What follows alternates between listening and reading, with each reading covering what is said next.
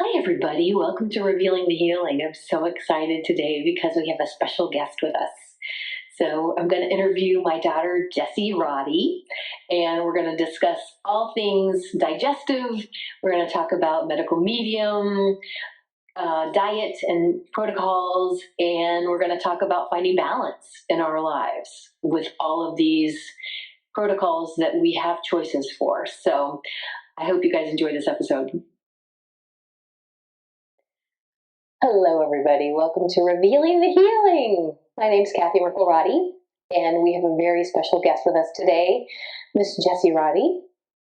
This is my daughter. I'm sure you kind of figured that. Anyway, I'm so thrilled you agreed to come on and talk about this because we have lots of subjects to cover.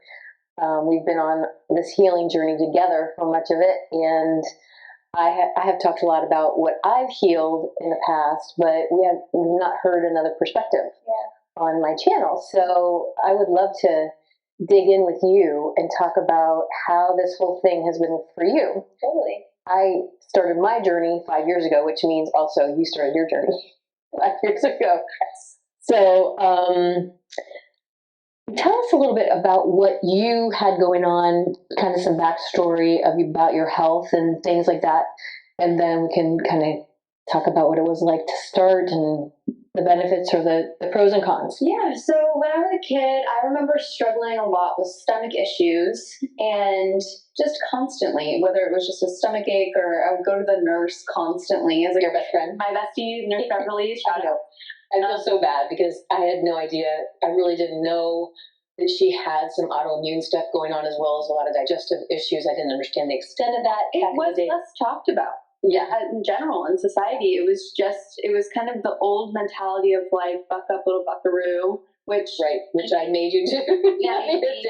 So it was just, I think it was just how it was. I don't blame you or anything like that. And honestly, nobody could tell what was wrong with me. So it was true. It was very much that was just how I was feeling, and there's nothing you can do about it kind of a deal. Right. And I would go to the doctor a lot. And then it was in 2014, when I got diagnosed with a parasite in my stomach. Right. And I remember you couldn't barely eat much at all. I couldn't eat. I was nauseous all the time. And that was when I was really heavily dancing as well. So it was just like, I don't know how you did that. Oh my God. No food on your belly. All I could stomach was just like oranges and nuts, and that was kind of it. Mm-hmm. And so then also during that time was when I got diagnosed. You had made a shrimp pasta one night. Yeah. And that's when all of a sudden, I've never had allergies before in my life. And then all of a sudden, I was having some issues with my throat, and I was like, is this what an allergic reaction is? Right. And so I was like, I'm just going to go shower. I think I also was having like a panic attack kind of a thing. Well, so I was like, I didn't know what was happening. And so we were like, let's just go to the hospital to be safe. And they were like, you're allergic to shrimp. And I was like, oh God, I've never been allergic to anything before in my life. That's scary. Right. And so then I cut that out of my diet.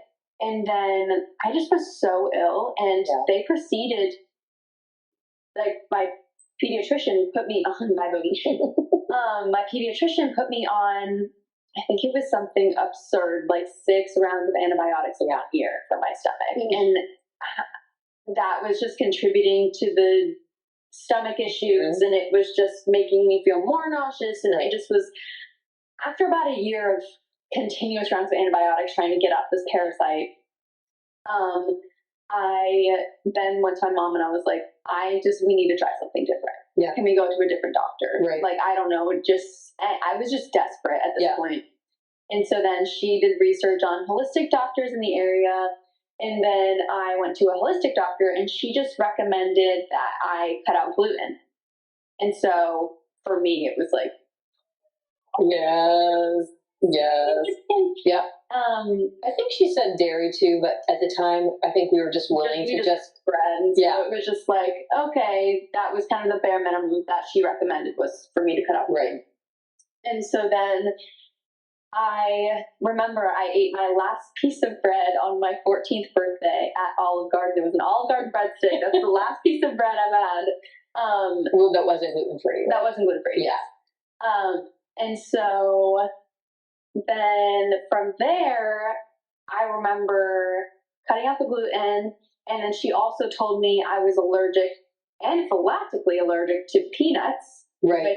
Well, she ordered those blood tests. So, yes. So she IgG and IgE blood tests. One of them, and I'm not remembering off the top of my head, which one is anaphylactic level, and the other one were just sensitivities. Yes. To all these, like, everything. Yeah. Well, so it was like you're anaphylactically allergic to peanuts, which the morning I had my blood work done, I think I had like peanut butter toast or something like that. Which I'm pretty sure that actually probably contributed to the result. I think so too. But then I was like, oh my gosh, what? And then she said, I was allergic to almonds, hazelnuts, and sesame seeds, egg whites, and I think that's it. No, there was a lot of, so that's what I was allergic to. And then she said, and you're also sensitive to literally every single food. Right. And I was like, okay, great. So what do I eat? Because at this point it's looking like broccoli. Right. Which at the time I was like heartbroken. What is going on? Yeah. Because food, I had such an emotional attachment to food. Well, we all do, actually. I mean, yes, and I still do to this day, but it's shifted in a way that I'll get to. But I was just like, oh my God, what do I do? And so then I was so desperate, though, I was willing to just immediately cut things out. And so I was like, yep, fine, that's perfectly fine. We're going to adapt. Yeah, so I want to bust in here, too, at this point and just say, okay, so at this time, I was just dabbling, starting to try the keto lifestyle, which is basically no grains. It worked well for the no gluten part of your restrictions. Unfortunately, probably filled in the cracks with a lot of dairy and things like that. Dairy, meat, raw eggs, and not raw, but no eggs for you because of the food allergy situation. Right. So anyway, continue. Yeah. I just wanted to just say that we were then keto, like hardcore keto for about a year and a half. Yes. And so I didn't really follow keto. Again, I was 16 years old, so I was still eating. Right. I was still eating all my meals basically from home, and I was heavily involved in my high school theater department at this time. So it was like I would go to school, come home for a dinner. So I would go to school 7 to 2, have rehearsal 2 to 6, come home for a dinner break. 6 to 7 was my only break in the day, pretty much.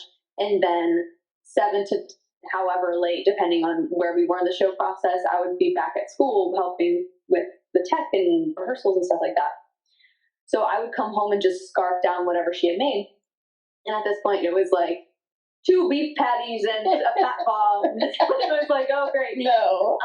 And so, I was gluten-free, and so with the gluten-free, it was also grain-free, so I couldn't have rice or corn either. So I was doing no grains, nothing. Then after about a year and a half of this, and I got really sick. It was nearly impossible for me to eat out ever. And then my mom got really sick, and it was just devastating, obviously, to all of us to witness you go through that. Right.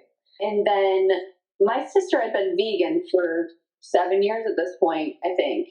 And so I had always been interested in the vegan lifestyle. I tried to be vegetarian one time on Thanksgiving. Why? That didn't work out as well. That did not work out. And so I'd always been very fascinated with the vegan lifestyle, and Ellie had seemingly loved it, and I always loved vegan food. I had never had any issues with that. And so then you started going on the medium vegan as much as right. So medical medium doesn't really say you have to go vegan, but he does say to speed things up, speed healing up. Well, she went from one extreme of keto, which is all meat, to then doing exactly what he had said for the optimal healing. So it was basically eating raw vegetables, and juicing all the time. And so being at home, I was like, that sounds great. So then I also had an abrupt change in my diet. Right. So how is that? Like, was that shocking to your body? Did you feel detoxy? Like, talk about that transition period. I mean, honestly, when I switched to being vegan, it was difficult. I enjoyed it. I'm still vegan. But I think it was what I was wanting at that time too. I wasn't like, oh dang. I was like, I had been wanting to try it, so might as well. Right. And it was so much easier now that the person who was providing the majority of my meals also was making that thing. Right. And so I was excited, and at first it was very hard because then it was adding another thing that I was eliminating from the dairy was out. No dairy, no meat. Right. So I was vegan, grain-free, and allergic to all these nuts and sesame seeds. So couldn't have hummus, couldn't have any of the normal vegan cheeses, couldn't have any of that. Plus, also, the medical medium recommends getting rid of the soy and the corn. Correct. So that... Which I already wasn't eating corn. Right. Eating grains or anything. Right. So very, very limited. And when it was already limited, now this just put it over the edge kind of a deal. Right. But what was kind of, I'm not going to say lucky, but that only was kind of a year. But then COVID hit and we were at home, so I didn't have to worry so much about finding things out or doing things so when you say limited, it's really not limited. It's limited if you're trying to eat like with other people in a standard American diet setting. Yeah. Because like, how many fruits and vegetables are there on the planet? There's a ton. Oh, for sure. And honestly, it's not limited with that. Yeah. It's limited when you try and step out of the, out of your comfort zone and you're trying to blend in with what other people are doing in restaurants and things like that. I'll get to that because I feel like for that moment in time and what I needed for my well-being was that limiting, I'm just going to keep saying that word, but that limiting diet, but in the moment, it wasn't a burden. Because you had a why. It was a your solution. Why. It was I was feeling better, and this diet was working for me. Yeah. Okay. So let's talk about what are the aspects of the diet and what you think was the most impactful and what specifically got better for you. Yeah. So typically, what my day would look like would be the celery juice. Yeah, lemon water, celery juice. Lemon water, celery juice, the smoothie, which heavy metal detox smoothie, right? Yes, the heavy metal detox smoothie, which was delicious. Loved that way to start my morning. I will say at first it was like shocking, but you guys, because you weren't the only one I forced this on, by the way. So you're the one who needed it for sure. But my husband and my other daughter, they didn't have as many acute health issues at the time. So they were good sports and they still went along with it, especially the morning routine.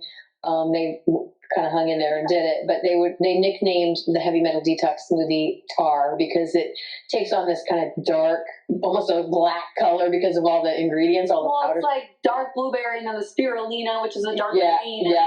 It just looks like tar. And so she would feed this to me. I had late arrival. This is my senior year of high school. I had late arrival for school.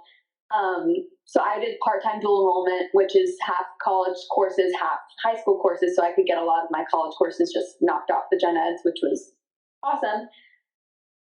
And so she would feed me all this stuff and say, okay, off to school you go. And I would be like, oh no, like I needed to be near your church. But, of course, now looking back on it, that was doing wonders for me in that moment. It was healing so much that my stomach needed. And like what things, like you said you had acid reflux really bad previously? Just constant nausea, always nauseous, and just always feeling like I couldn't eat because I didn't want to feel ill. And so, just bad feelings all around. But once you started these protocols, those feelings kind of went away and they were replaced by an urgency to go to the bathroom. Yeah, but it felt like it was just the detox in general. It just felt like it wasn't oh my God, I feel ill. It was just like, oh no, this feels like it's working. This feels like it's getting... You want to get it out. Yeah. Yes. And so after my senior year of high school, still doing all of this, I guess I was going through what I was eating today. So starting off with the celery juice and the smoothie, then I would probably eat, we used to make like these sweet potato tortillas that were so good. Yes. I would put some sun butter, because that was the only sort of butter that I could have at the time. Sun butter and banana and honey, and just have that, which was yummy. Lunch. Yeah, for lunch.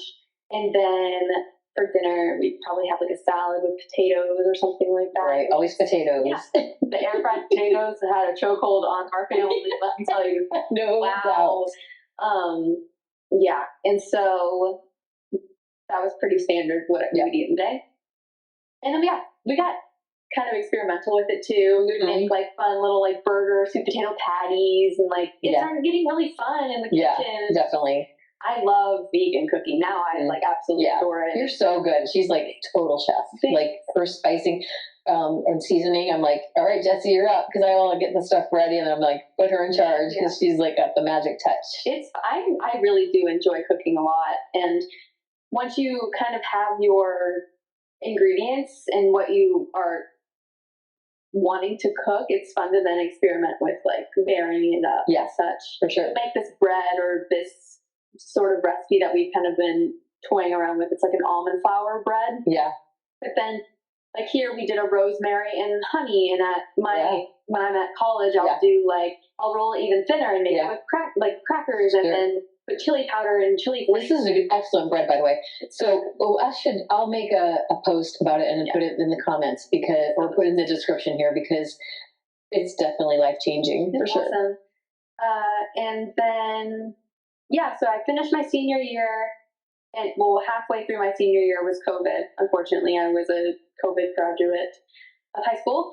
And that's when it kind of just became easier for us to because life kind of halted for a second. So we could really, really focus on our health. True. We did like about 4 simplified cleanses during that period of time where we were all kind of home. Yes. Like the family did 1 altogether. Then you and I continued and did about 4 or 5 of them, I think.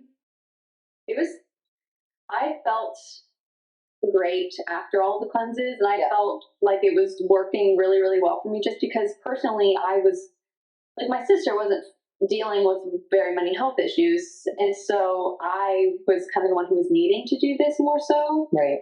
And so I felt that it was working really well for me. Yeah. And I just always felt so much better after the fact, and I just felt like slowly but surely it was doing wonderful things for both of us. Definitely. And then I start college in the fall of 2020, and off to college I go. It's immediately a culture shock of, okay, this is not necessarily the way that we were doing it at this time was not necessarily a sustainable way for a college student to live. Yeah. You did good though, because I made sure I sent her to college with a blender and a juicer, and she did not go to the dorm because I was worried about her having access to food that she could actually eat. I wanted her to have at this time, I was still also incredibly limited with. I was vegan, grain-free, nut-free, allergy central, and so being at COVID, they didn't have kitchens in the dorms. The dining hall was serving whatever they wanted at that point. It wasn't like standard American diet, but it wasn't a dining hall kind of thing where you could kind of pick and choose. Now, if I go to the dining hall, I can be like, oh, at that time it was you get what you get, and wow, it was even worse. Yeah. Wow, and so that just wasn't compliant to the way that I was living at that time. So I was in an apartment, and I would still do celery juice every morning and a smoothie every morning. I still made sure to be dedicated for considering looking back on it. Yes, it was, but also being the fact that your classes were online a lot. Yes, that made it more doable at that point. Totally.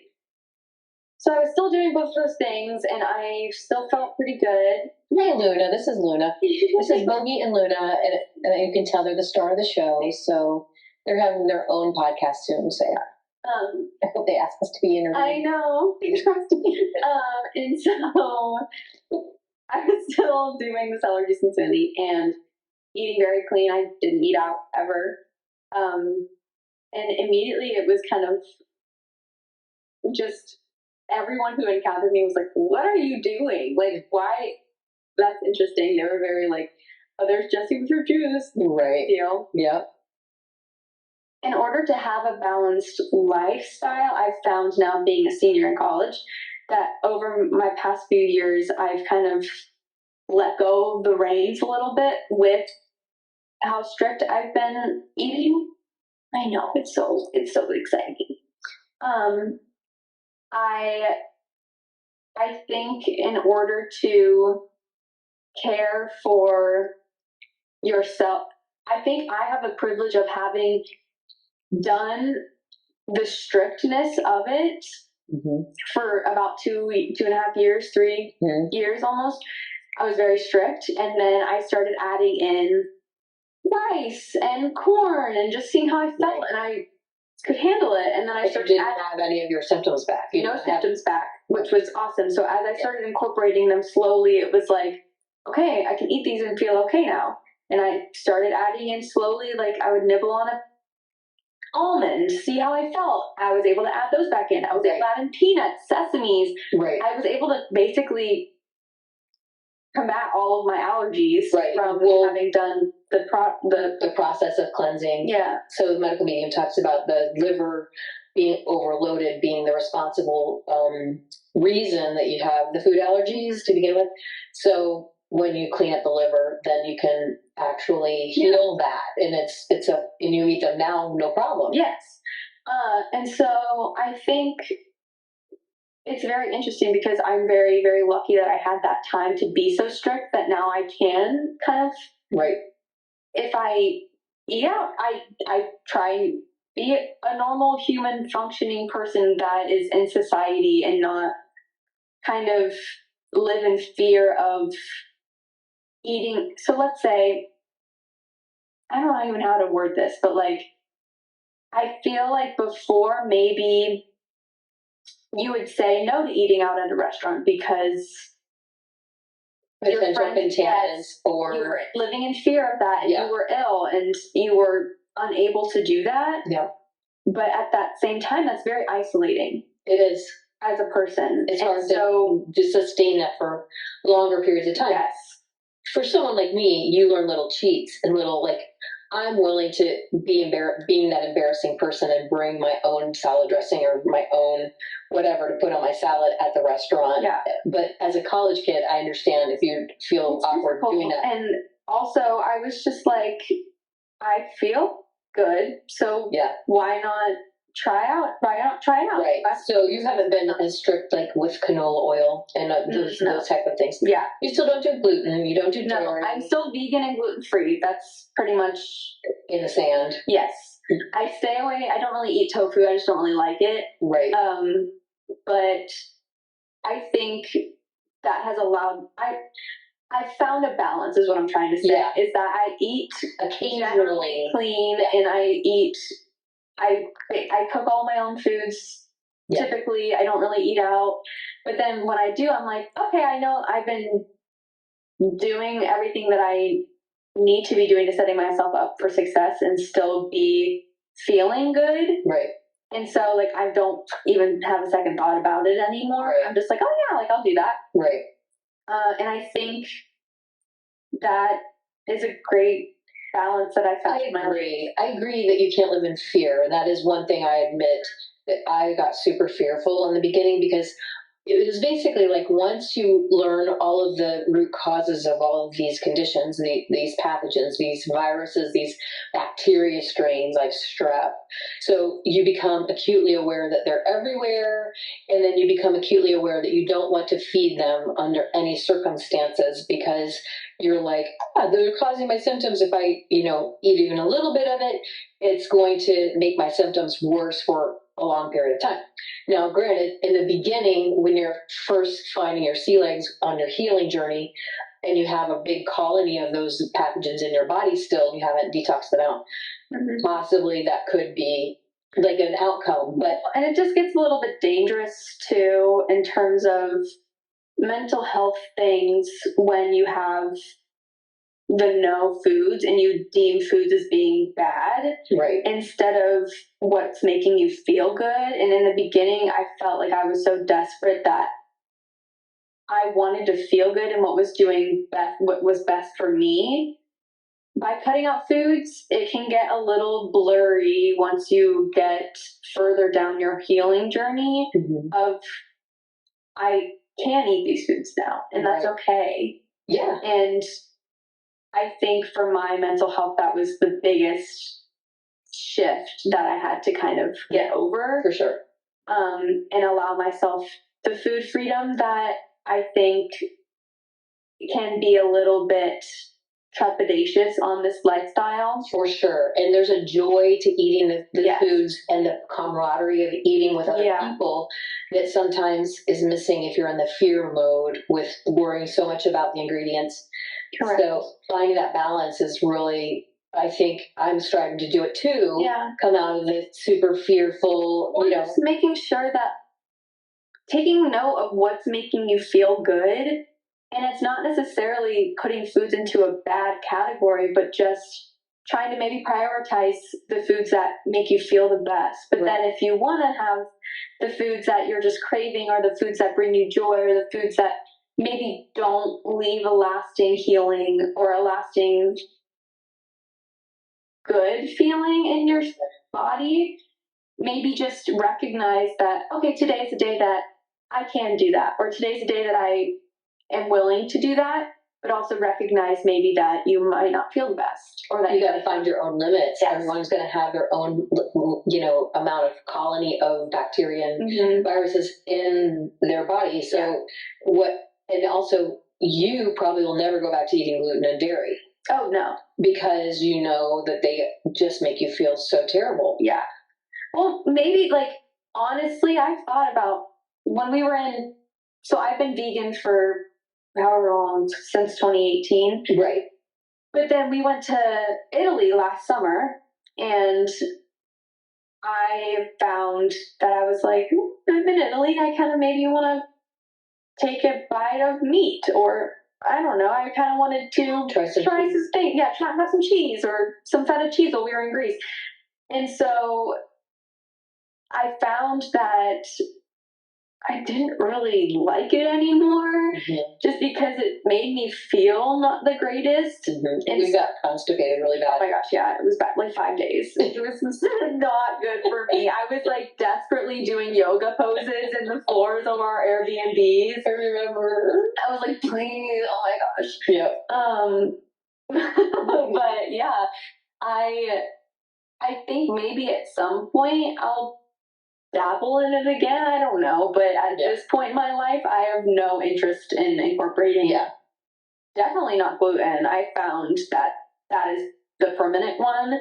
But in terms of meat and dairy, again, like I said, it was a once in a lifetime. Maybe, who knows when I'll go back to Italy and try the cheese that they have there. That's supposed to be the greatest in the world. I didn't want to miss out on that. So I don't regret doing it. And I'm glad that I did it, but also recognizing that I don't know if that personally is sustainable for me, but I think allowing myself that freedom to do it whenever I think it'll be something special. I think that's awesome. Yeah, a nice way to find a balance. Well, thank you. That's so amazing. Your journey is so fun to watch as your mom. Well, first of all, just having the mental strength to handle these types of changes as such a young person the way you did. You handled it with grace and you embraced it and took it on full steam ahead, which that you're a remarkable person, just be able to do that.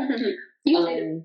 Well, thank you. But I was older when I did it, so I mean, so that's what is it's sometimes even harder, is that you're so conditioned from your entire life of living at. Yes. There's one way to do it, but there's so many different ways. And the thing about it, too, is that you don't have to... I know so many people that are like, oh, I don't want to go vegan because I don't want to have to, stick to that forever. And it's you don't have to. You don't have to use a label for anything. No. You can just try it. Maybe if you want to eat vegan for the majority of the weekend. Right. Be vegan fluid. There. So... It's coin a current phrase. Yeah. It's just... I think...